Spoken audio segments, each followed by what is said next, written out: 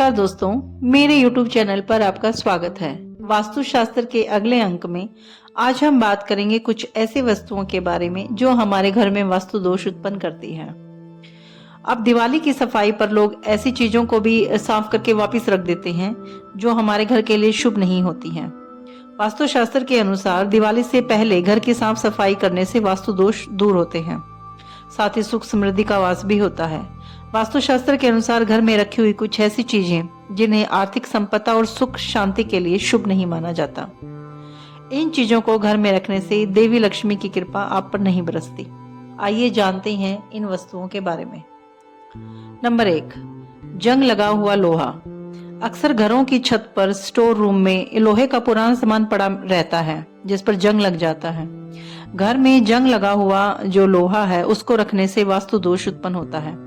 ऐसे में दिवाली की सफाई के दौरान जंग लगा हुआ जो लोहा है उसे घर से बाहर कर दीजिए, यानी जैसे कबाड़ी को दे दीजिए, बेच दीजिए उसको, या जो भी करिए, चाहे आप फेंक दीजिए। लेकिन ऐसे लोहे को जिस पर जंग लगा हुआ है इसको अपने घर में मत रखिए, क्योंकि शनि का प्रकोप इससे बढ़ता है।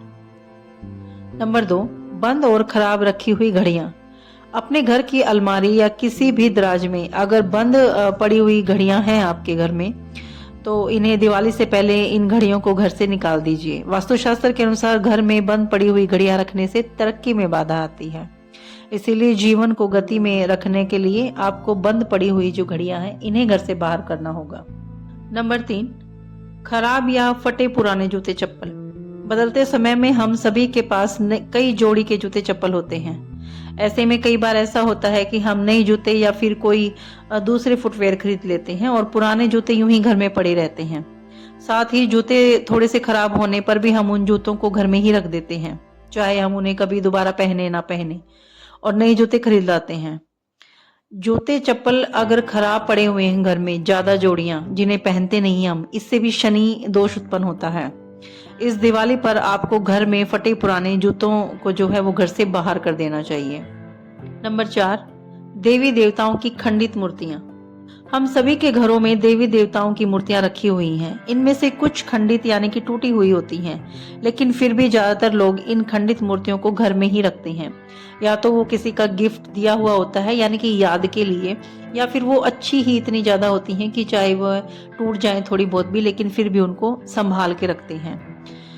इसीलिए, लेकिन ये जो मूर्तियां होती हैं ये वास्तु दोष उत्पन्न करती हैं, या फिर इन मूर्तियों को मंदिर से हटाकर कहीं और रख देते हैं हम, लेकिन ये वास्तु दोष हमारे घर में पैदा करती हैं। इसलिए इन मूर्तियों को हमें घर से बाहर करना चाहिए। आप इन मूर्तियों को जाकर किसी मंदिर में रख के आ सकते हैं, क्योंकि हर मंदिर में एक ऐसी जगह होती है जहां पर पुरानी धार्मिक किताबें या मूर्तियां हम रख सकते हैं, या फिर पीपल के पेड़ के नीचे ऐसी जगह होती है जहां लोग पूजते हैं, वहां भी आप इन मूर्तियों को रख के आ सकते हैं, लेकिन अपने घर में ना रखें। नंबर 5, घर में पड़ा टूटा शीशा या कांच। अक्सर घरों में रखी क्रोकरी, चाय के कप ये चटक जाते हैं, लेकिन फिर भी हम ऐसी चीजों को घर में इस्तेमाल करते रहते हैं। वहीं शीशा चटक जाने के बाद भी घर में उसका इस्तेमाल किया जाता है।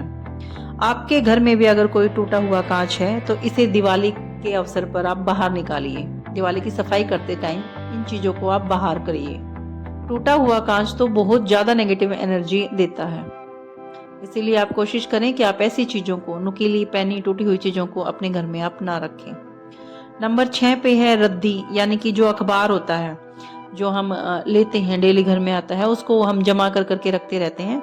इन अखबारों को आपको अपने घर में जमा नहीं करना चाहिए। वास्तुशास्त्र के अनुसार आपको घर में रद्दी या पुराने अखबार नहीं रखने चाहिए, क्योंकि पुरानी रद्दी और अखबार रखने से घर में न केवल वास्तु दोष उत्पन्न होता है, बल्कि इससे माता लक्ष्मी की कृपा भी आप पर नहीं बरसती है।